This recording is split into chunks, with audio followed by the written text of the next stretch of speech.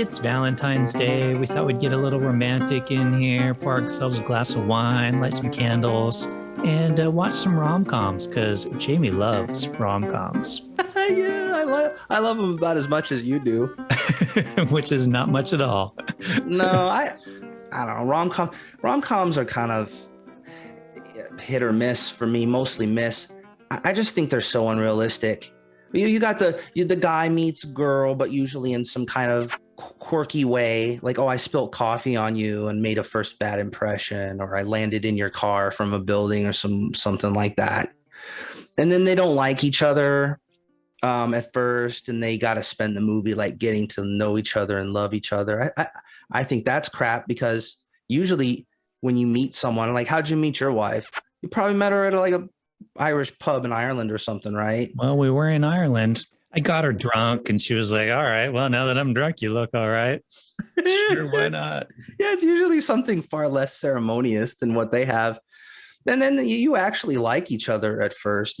I've never met anybody who disliked their partner at first and then grew to like them. If they didn't like them, they just didn't get together with them, Yeah. right?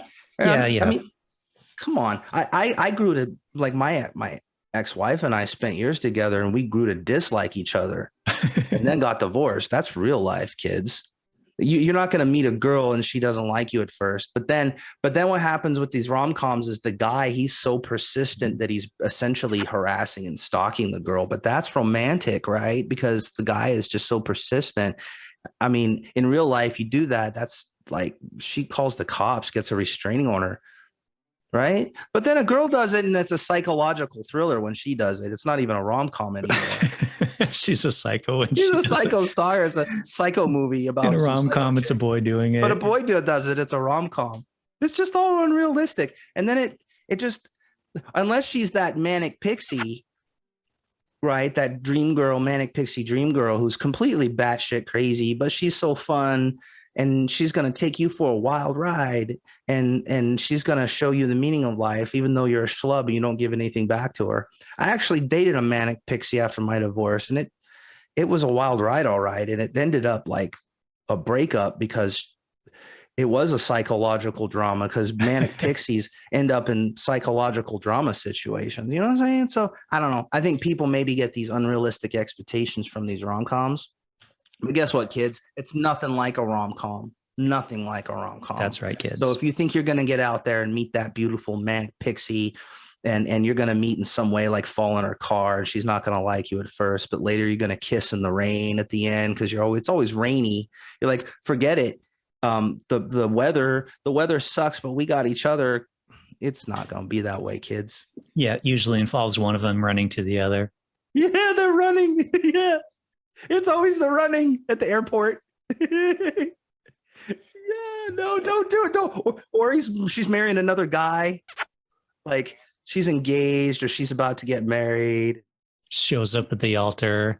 No, don't do it. And she's like, okay, I'll run away with you. When in real life, they call the cops and you'd be arrested, and she'd hate you for ruining her wedding. Yeah. All right. Now that we ripped on rom-coms, let's pick 4 of our favorite 90s rom-coms, Jamie, because that is the task.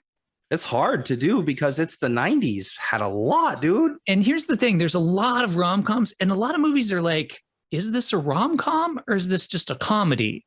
Or is it, so a couple might be a borderline rom-coms. I agree, because I picked the ones that were kind of pretty funny. Exactly. I did too. I picked one here that's proper rom-com, and then I think my other 3 might be a bit borderline, but okay. you can kind of see what you think. So, but you go for your first one, and then I'll go. So the first one I picked was Blast from the Past with Brendan Fraser. His dad builds this whole big nuclear facility, like nuclear shelter under their house. Oh, that's right. Is that with the blonde girl? What's her name? Alicia Silverstone. Alicia Silverstone. I have seen that. Yeah, that's right. Yeah. And so like a plane crashes in their house, so the dad thinks like nuclear thing is happening. So the family goes down. His wife and his son go down there, and he's set, right? He's got a little greenhouse. He grows his own fish. Like, they're all set.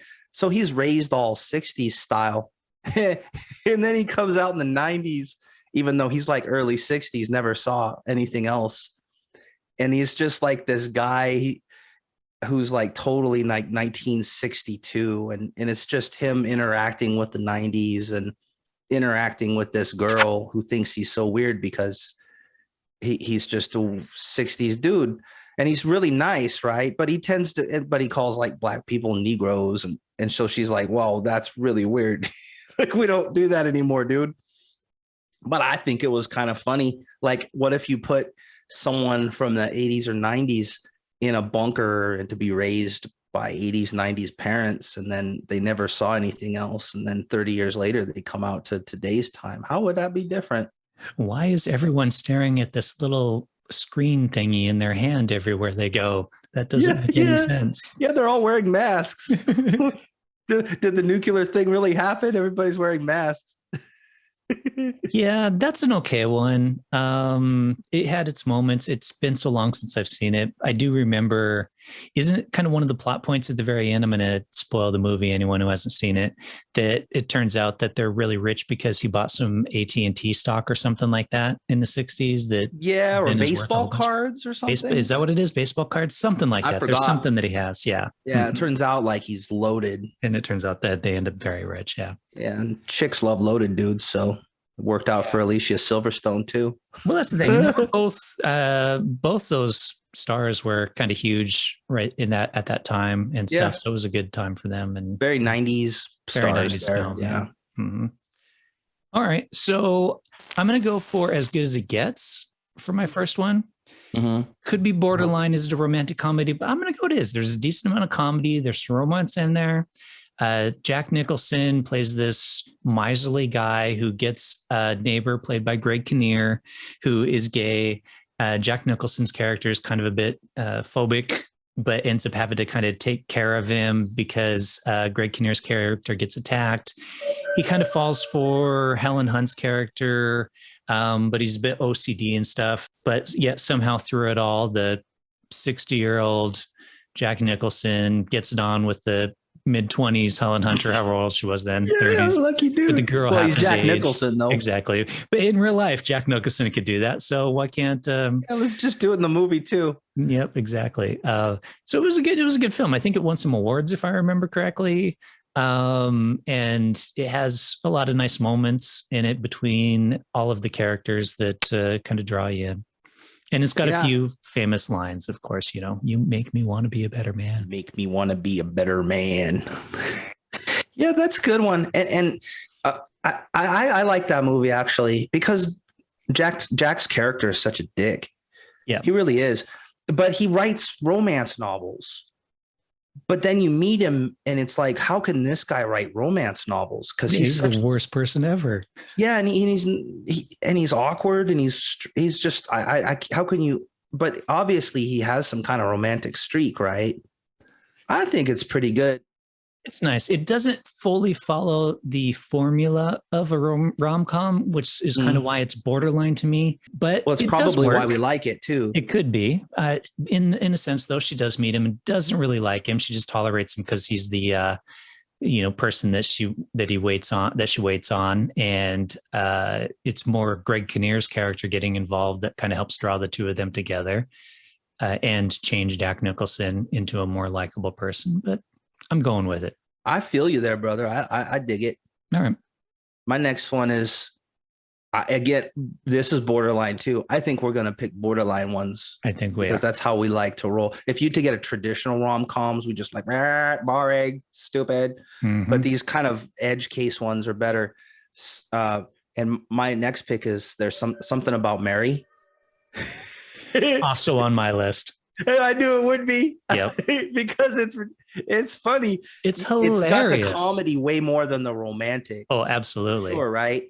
And it's just raunchy. And it's like I think it's maybe among the first rom-coms that went raunchy. That's why it was so phenomenal to watch, because there were so many moments in that film that you're just like, oh, like right from the beginning with the zipper and the nuts and stuff. And you're like, oh, but it worked. Have you ever zipped your nuts, bro? I have zipped my nuts and it hurt. I haven't zipped my nuts, but I've zipped my dick. And yeah, I don't remember. not Yeah, quite, I've zipped. I think I've nipped everybody, it. every man's probably zipped themselves up once in their lives Mm-hmm. and Yep. never again. I think I was 10 years old at a KOA camp in California and I zipped up. That hurts, dude. It And they heard hurts. me howling like a hyena from the whole camp was like, "What is that? Is that a werewolf?" It hurts, dude. It does. It hurts like hell. And the thing is, like, prior to that film, they might have done the scene of the zipping with the penis, but what put that over the edge was they showed it. They had that quick shot of just the balls out, with the zipper wrapped around it. Yeah. And then they had the jizz hair thing. Oh yeah. That it was so raunchy, but it was funny though. And it was raunchy. And for a rom-com, if you can call it a rom-com, it was really raunchy. And it was just funny. And the brother always just randomly hitting the guy because he's going off. And just all these funny scenes. It's just hilarious. And that's why it's definitely on my list because it's almost it's a rom-com because the rom is kind of there, but the comedy is it really is a comedy because it's funny as hell, dude. Yeah. So that's on my list too. In reality, it's probably more of a comedy than rom-com, but there's the romantics between Stiller and Diaz's character. Yeah. And, they meet, they don't get together, they get together in the end. It works. Yeah, it's a romantic comedy. It's just really heavy on the raunchy comedy, and that's why I dig it. Yeah. I think every rom-com ought to be like this. This is a straight up date movie for us. Oh, totally. Top of the list. Yeah. All right. My next one is So I Married an Axe Murderer. Oh, yeah. So this is Mike Myers playing probably one of the most normal characters he's ever really played in a film. He's just some guy living in San Francisco who does poetry and hangs out with his buddy and falls for Nancy Travis's character, who works at a butcher shop. And it works perfectly within that thing. Like, they meet, they do like each other right away. In fact, as soon as they meet, he asks her out on a date. They have kind of a nice little dating montage, but then he kind of starts to think that maybe she's killing all of her exes, but marries her anyways. And then it turns out that somebody else is doing it, but it has a lot of really good romantic moments mixed with good comedy moments. The stuff with the dad is just hilarious ever since. And now anytime somebody sits in front of the TV, I'm like, Head, look at the size of that melon. Oh. Heed! Paper! No! Move that melon of yours and get the paper if you can. Yeah, that's another one that's heavy on the comedy. Yeah.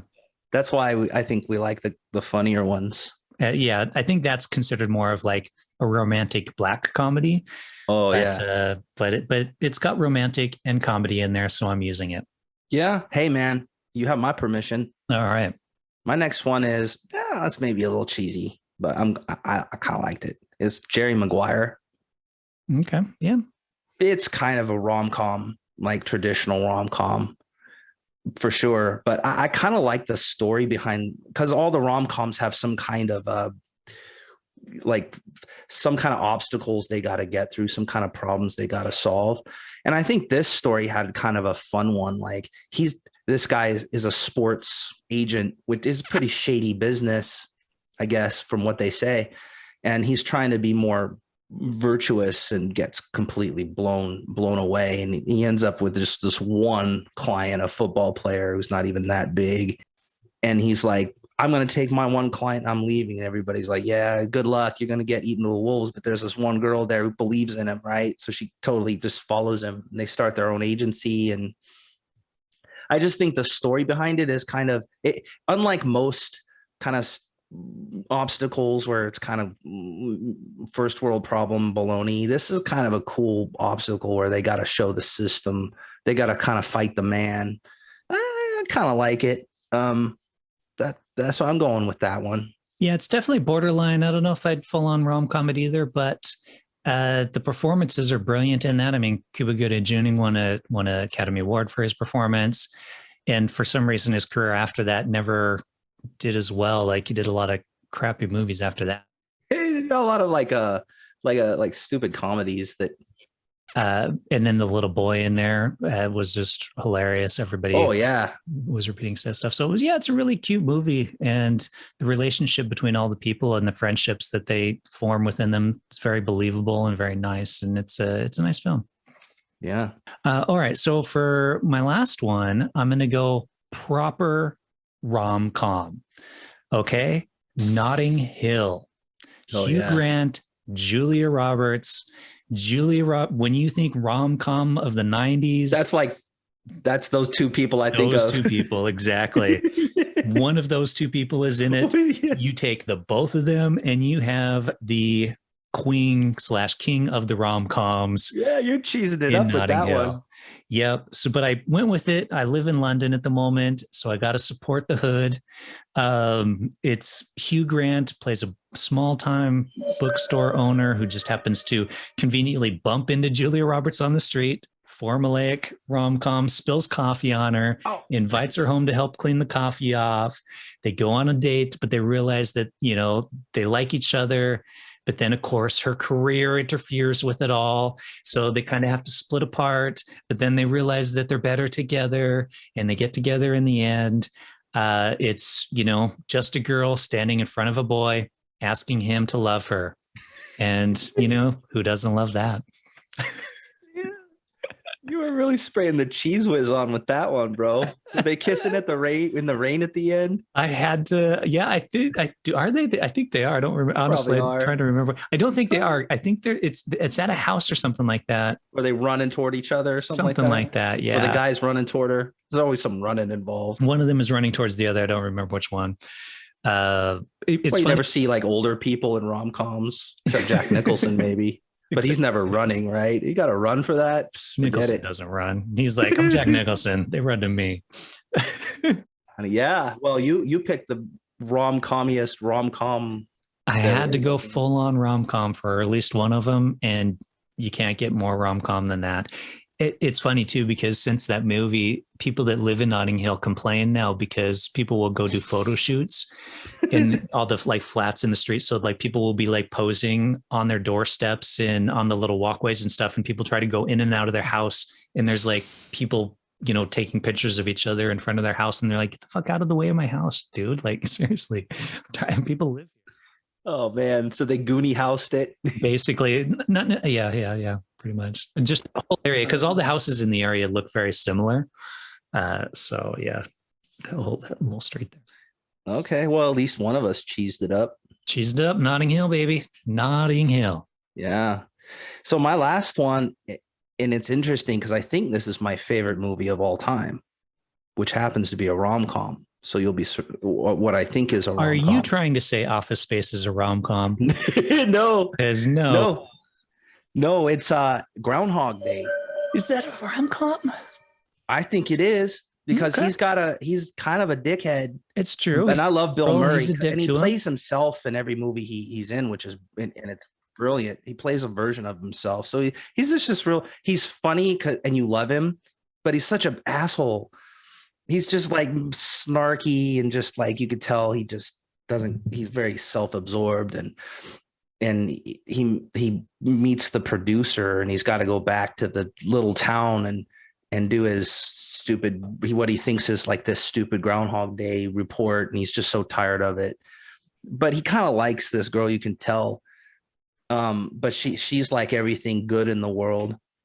And then he wakes up over and over and over again in this town he hates. And it's just, I think it's a brilliant movie. It's probably my favorite movie of all time. And it is kind of a romantic comedy because he's got to learn to be the best person he can, because no matter how many times he tries, she won't accept anything less, right? He's got to learn over this, I don't know, hundreds of years, however long he's in this loop to be the kind of man that she would accept, which is nothing less than a good guy, right? And so it finally goes on to that. I just like the movie a lot. I like the whole concept of like having to live a day over and over again until you reach like it's a very Buddhist kind of thing, like till you reach nirvana or something. I don't know, but I dig that movie. I love that movie. And it's funny too, because often we think, oh, how awesome would it be to do that? Because then I could just keep doing these things over and over again. But then after a while, you can kind of understand how he gets to the point where he's trying to kill himself. and can't, because at some point you'd completely get sick of just doing the same thing over and over and over again. Yeah, that'll be. And you can never get into good shape. Like I'm in crap shape, but maybe I can spend a couple months getting into shape. But if I woke up every day like this COVID-19 snow, I've been unemployed kind of dough body, but I can never get rid of it because I'm going to be kind of like having lower back pain in this dough body every day. And I can never go and like to the gym, and that sucks after a while. But I don't know. There are some days like when I was in Cabo at the resort, munching on all you can eat and like all I can drink tequila, like margaritas and stuff. I don't know. That might be okay. I was with my son just swimming in the pool. I'm like, give me a day like that, maybe. Yeah, it depends on the day. Have you? Here's my thing. So if Die Hard is a Christmas movie, and not an action film because it takes place on Christmas, then Groundhog Day cannot be a rom-com because it takes place on Groundhog Day, which makes it a Groundhog Day movie. I'm using that same rationale. I don't even know how to respond to that, man. Groundhog Day movie. Groundhog Day movie. Yep. Have you seen Palm Springs with Andy Samberg? Nope. Check it out. It's Groundhog Day, but with Andy Samberg, and it's really good. It has Kristen Milotti in it and J.K. Simmons in it, and it's kind of the same concept of he's stuck in this day loop. But it does a really good job of using that concept and making it a good movie. I'd highly recommend it. Palm Springs, Andy Samberg. Well, I guess that's it then. Well, and I got one for you to check out. Okay. Have you heard of Cool as Ice starring Vanilla Ice? I've heard of it, but no, I don't think I'd want to. I've heard it's just terrible. It is. We got to do it on our overlooked thing because it's this. Yeah, but it's fairly overlooked from the sounds of it. Yeah, and it's awful. It's really bad. Okay. It's like this wannabe romantic comedy starring Vanilla Ice, and I just want to mention it because, like, that's so bad. All right, it's really bad. But we're gonna check it out.